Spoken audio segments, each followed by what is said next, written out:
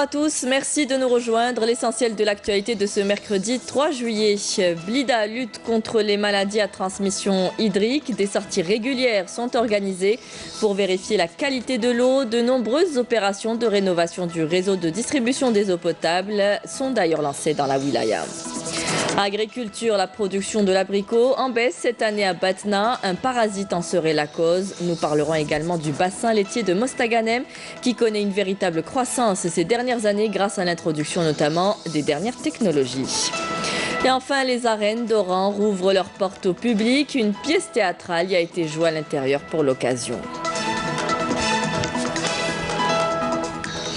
Bonjour à tous et bienvenue. On ouvre d'abord ce journal avec les affaires de justice. Les deux ex-premiers ministres Ahmedou Yahya et Abdelmalek Sellel ont comparu hier soir devant le procureur près le tribunal de Sidi Mohamed dans l'affaire du groupe Mazouz. Les deux anciens ministres Abdelghani Zahlan et Youssef Yousfi ont été également entendus par le procureur près le tribunal de Sidi Mohamed dans cette même affaire. Après leurs auditions, les accusés ont été reconduits à la prison d'Al-Harrach.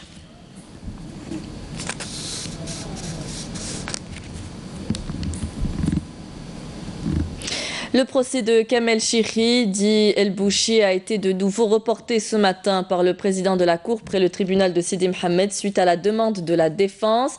Le procès a été reporté à la semaine prochaine. Kamel Chihri, mis en cause dans l'affaire concernant les conservateurs fonciers, est toujours en détention provisoire. Il est poursuivi avec 12 autres accusés dans 4 dossiers, dont l'affaire des 701 kilos de cocaïne. Une eau contaminée ou des aliments contaminés par l'eau provoquent ce qu'on appelle les maladies hydriques. Il s'agit là d'un enjeu de santé environnementale. C'est dans ce cadre que Blida a entrepris récemment des opérations de rénovation du réseau de distribution des eaux potables, ainsi que la réhabilitation des réseaux d'assainissement et le réaménagement des rives des Oued. Une enveloppe de 800 milliards de centimes a été dégagée pour la réalisation de ces projets. Fela Braz. Ce sont des sorties régulières dans les communes de Blida pour contrôler la qualité des eaux et s'assurer de l'absence de bactéries. Nous sommes un laboratoire d'analyse des eaux. Nous effectuons des analyses de l'eau toute l'année au quotidien. Nous menons des contrôles pour éviter la transmission des maladies hydriques durant la saison estivale.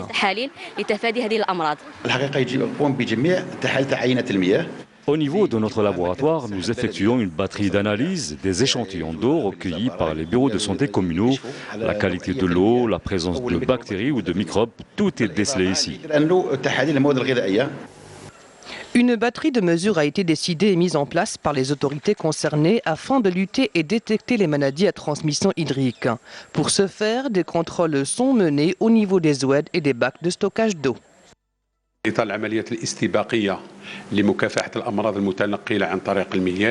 Nous nous sommes pris à l'avance pour lutter contre les maladies à transmission hydrique.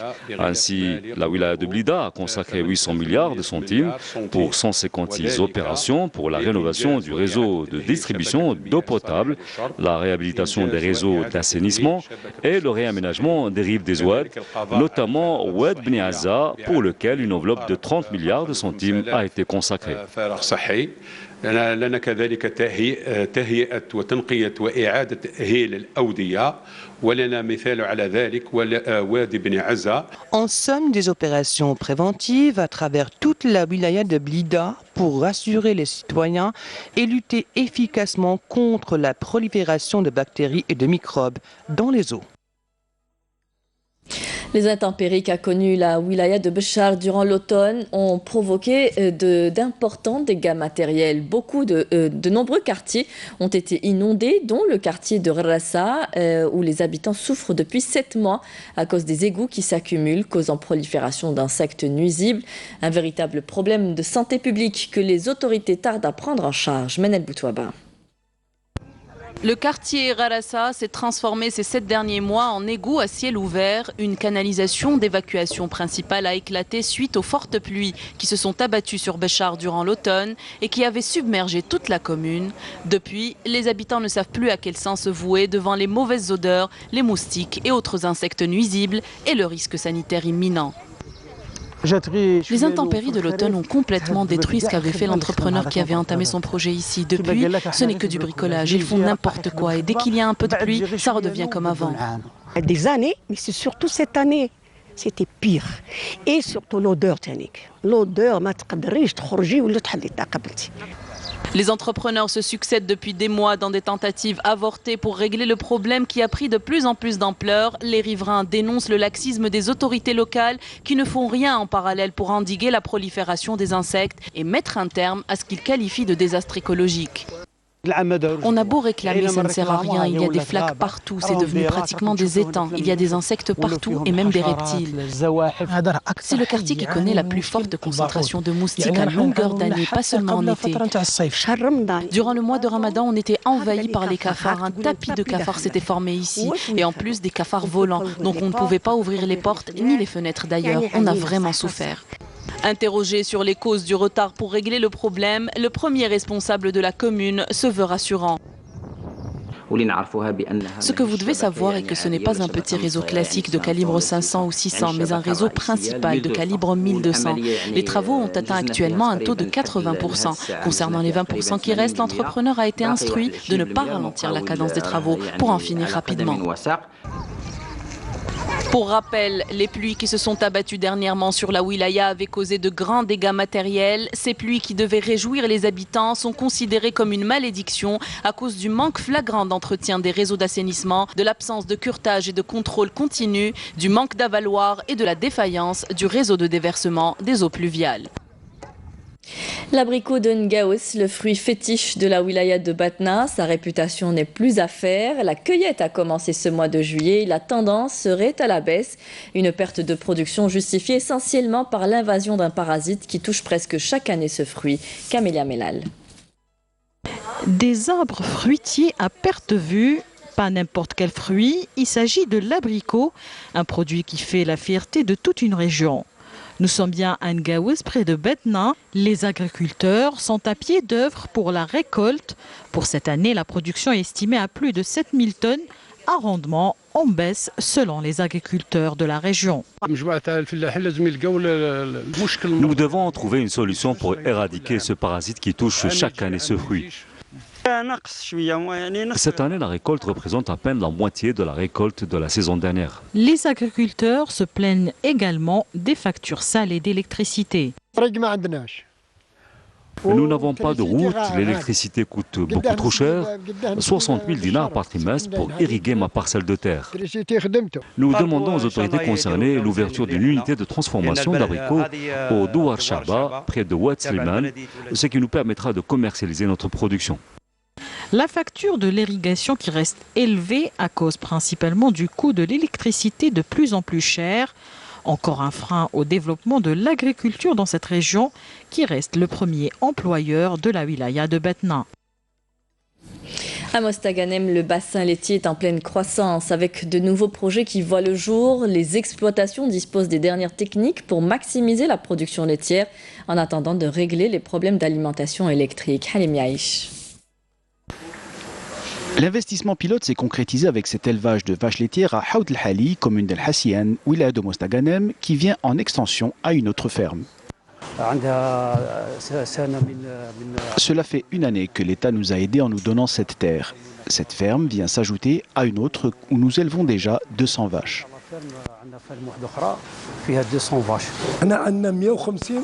Ici, nous aurons 150 vaches laitières. Il y en a maintenant 40 et les autres seront là au mois d'octobre. Il y a juste un problème d'électricité.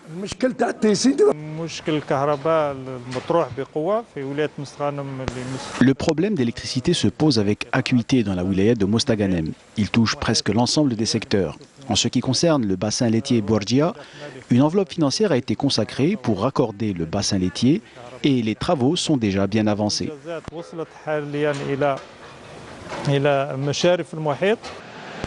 D'autre part, la production de foin pour alimenter les vaches se fait grâce à des techniques hydroponiques dans la commune de Fernaka.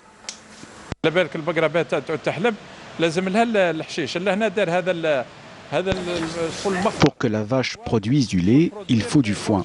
Ce laboratoire permet de produire environ 4 tonnes d'orge hydroponique par jour. Le rendement est intéressant. Avec environ 3 kg d'orge, on peut avoir jusqu'à 15 à 16 kg de foin.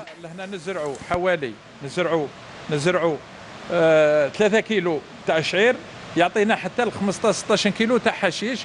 تم اعتماد 59 projets d'investissement ont été validés, 28 ont effectivement démarré sur le terrain, 3 projets sont supervisés et on a assisté à la sélection des vaches. 9 autres projets sont en cours de démarrage. À Mostaganem, 22 contrats de performance ont été annulés et plus de 630 hectares de terres agricoles ont été récupérés à Haoud el-Hali, dans la commune de Hassienne.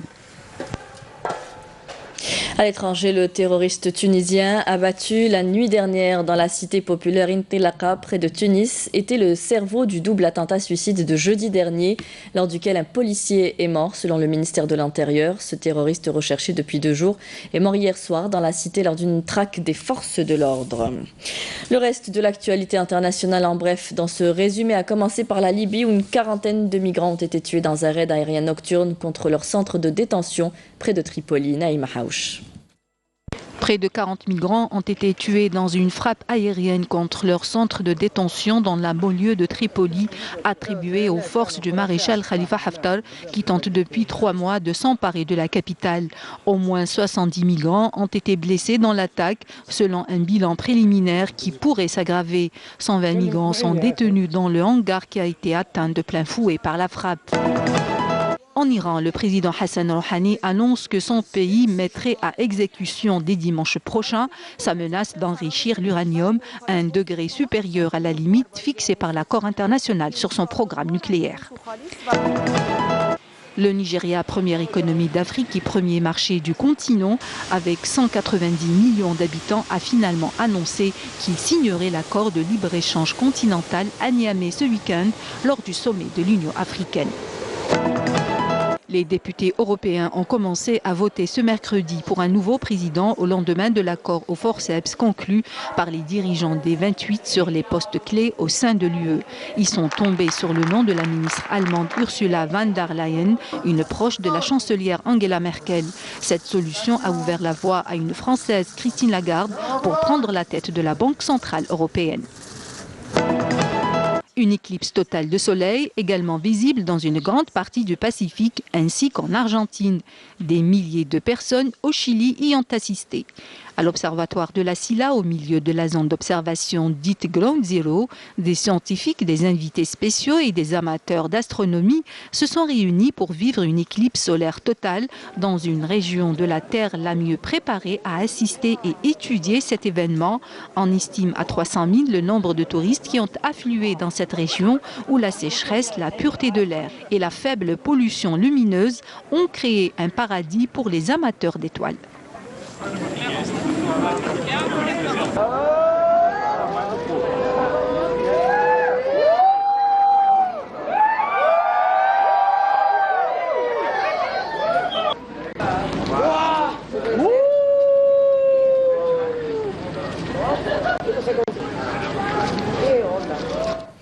On connaît désormais les 16 qualifiés pour les 8e de finale de la CAN 2019. Le Mali et la Tunisie ont rejoint hier soir le Ghana, le Cameroun et le Bénin qui avaient obtenu leur ticket un peu plus tôt dans la journée.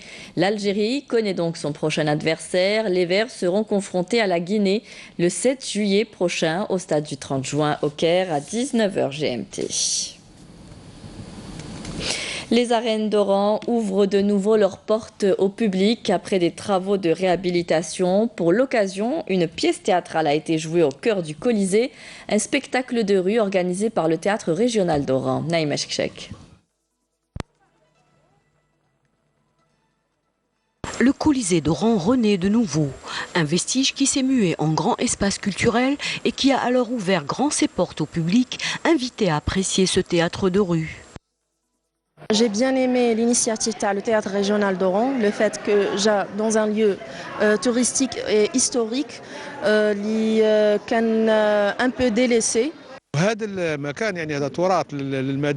Pour annoncer l'ouverture de ce patrimoine d'Oran, nous avons pensé y organiser un événement culturel et le théâtre était tout indiqué pour nous, car le théâtre est un art qui participe aussi à faire connaître les vestiges d'une ville ou d'un lieu comme ses arènes. Cet édifice, dont la mémoire comporte plein d'histoires, a inspiré l'auteur Wassini Laraj, qui a voulu rencontrer ses lecteurs sur les lieux mêmes de son roman. J'ai beaucoup aimé cette ville et je l'aime toujours autant. Je me suis toujours demandé comment lui rendre hommage. Alors cette fois, je me suis rendue dans ces vieux quartiers que je connais et j'ai commencé à bâtir un monde romanesque avec aussi ce personnage Orano, enfant de cette ville.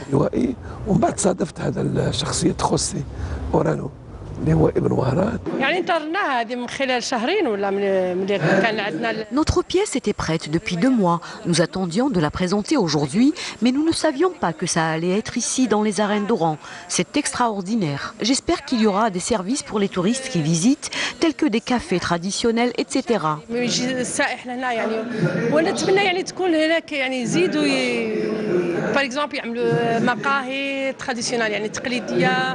Avec l'ouverture au public de cet édifice historique, Oran se réapproprie une frange de son identité méditerranéenne qui reflète la diversité et l'ouverture sur toutes les cultures. Des tentes plantées dans un décor naturel au cœur des forêts montagneuses. Un nouveau concept qui séduit les amoureux de la nature. Le gîte Taltat propose un dépaysement total où le touriste est connecté avec la nature. De nombreuses activités artistiques y sont également proposées. Le campement situé dans la commune d'Iboudraren offre également une vue panoramique sur Tikjda. Kemel Souik l'a visité pour nous. Un petit campement en pleine montagne, des ateliers de calligraphie, de poterie. Ce qui est important, c'est l'objet. Ensuite, là-bas, sur lequel vous insistez là. Bienvenue à Taltat. Les participants qui ont été séduits par ce cadre naturel se sont réunis grâce à Facebook et Instagram. Les gens ont besoin de ça parfois. Ils ont besoin de découvrir s'ils ont une vocation ou qu'on se laisse emporter toujours par le mode de vie des vides, des grandes vides. Je pense que tout serait différent de faire quoi que ce soit dans un endroit pareil. Après, ça dépend de... c'est l'ambiance qui va jouer, c'est l'entourage, c'est les gens qui sont autour et puis on est beaucoup plus détendu. Paris réussi pour Yacine, lui qui a laissé tomber la capitale pour la beauté de la Kabylie. Je voulais lancer un nouveau concept en écotourisme. Et puis c'est à partir de là où l'idée a germé. Donc là, je me suis lancé sur ce projet-là. Et puis là, ça fait 1 année qu'on est sur le terrain. Et puis là, maintenant, vous voyez, c'est tout le monde qui vient de partout. Donc on reçoit des étrangers, on reçoit du monde partout. On travaille sur réservation uniquement. Voilà. Donc là, ce qui est fait, c'est un gîte qui est à 3 heures de route d'Alger et qui est à 45 minutes de Tizi. Voilà. De la calligraphie vers la céramique. À Taltat, un mot qui signifie petit doigt en tamazirt, on apprend surtout à se servir de ses mains. Je donne aucune technique bien précise, c'est juste une boule d'argile et fais-moi quelque chose. Je demande toujours de l'élévation pour qu'ils puissent manipuler l'argile et monter et voir que c'est une matière qui est très malléable et qu'ils peuvent faire tout ce qu'ils veulent avec. Et si c'est pas ça, ils écrasent et ils refont. Ils n'ont pas peur du ridicule, ils s'inscrivent dans ce genre d'atelier. Et la magie des montagnes opère rapidement. Donner forme à quelque chose à l'aide de rien, enfin pratiquement rien, juste la matière. C'est un principe en fait qu'on devrait avoir tous, c'est qu'on peut partir de rien et créer quelque chose. À midi, on mange local et pour échapper à la chaleur de l'après-midi, le cinéma s'invite dans les hauteurs de Tikjda. Les organisatrices de ce circuit ont à peine la vingtaine. Elles font partie du groupe artistique Bivouac, des adeptes du camping et des sensations fortes. Nos groupes sont très hétéroclites. Ça va des dames qui ont la cinquantaine à des jeunes de 20 ans à peine. Et l'entente est parfaite. Ça crée des échanges intergénérationnels comme c'est rarement possible. Et c'est très constructif ce qui se passe ici. On n'a pas besoin d'être artiste pour participer, on peut juste être amateur d'art et venir vouloir découvrir des choses. Tout ce qu'on demande aux gens, c'est d'être intéressés par ce qui va se passer ici, de venir avec leur bonne humeur. Avant le coucher du soleil, et pendant que certains partent en randonnée, d'autres optent pour des sensations fortes.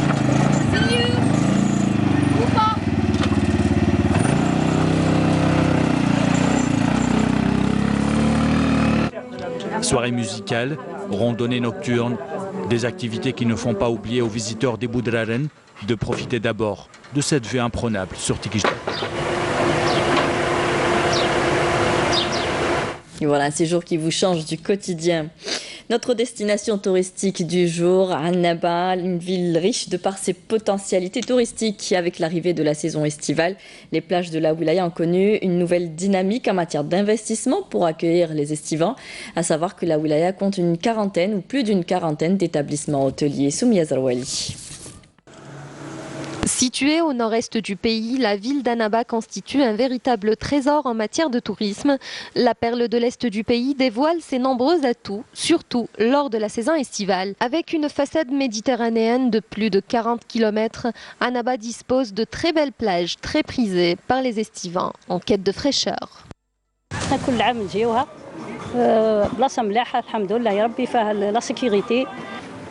Tout en même temps en fait, on passe une journée agréable en temps. On peut passer, on se repose, on peut venir nager à la plage, bronzer, et en même temps observer le paysage, faire des rencontres avec des personnes. On a tout ce qu'on veut, il y a du jet ski, il y a des bateaux, il y a la mer, il y a les familles. C'est un endroit pour famille surtout. Et pour réussir la saison estivale, il faut d'abord valoriser le potentiel touristique à travers notamment l'investissement et le développement, ainsi que la création d'infrastructures hôtelières permettant ainsi de booster l'activité touristique. Le parc hôtelier d'Annaba compte 46 établissements représentant une capacité globale de plus de 4774 lits. Donc les familles, il y a beaucoup d'activités aussi pour les enfants, comme les pédalos, les balades en mer pour les familles, les jet skis pour les jeunes.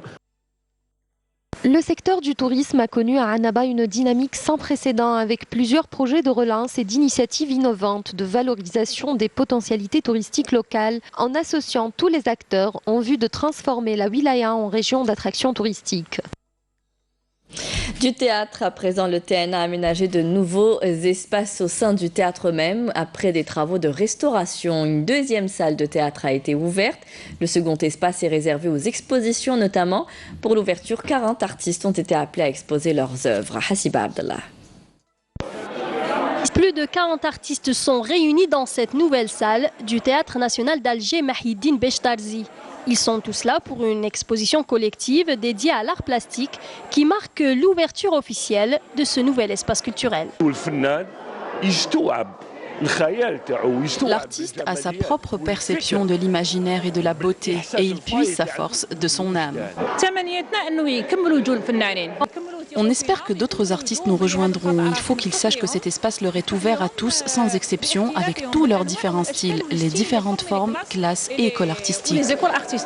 Cette nouvelle salle a été ouverte après des travaux de restauration du TNA. Les responsables du théâtre ont fait en sorte d'aménager de nouveaux espaces pour diversifier leurs activités culturelles et encourager l'innovation.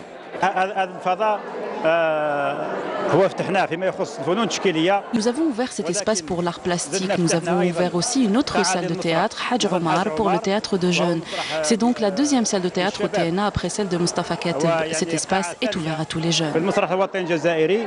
Le TNA ouvre ainsi ses portes aux différents artistes. Le Théâtre national d'Alger espère par ce fait contribuer à l'épanouissement culturel.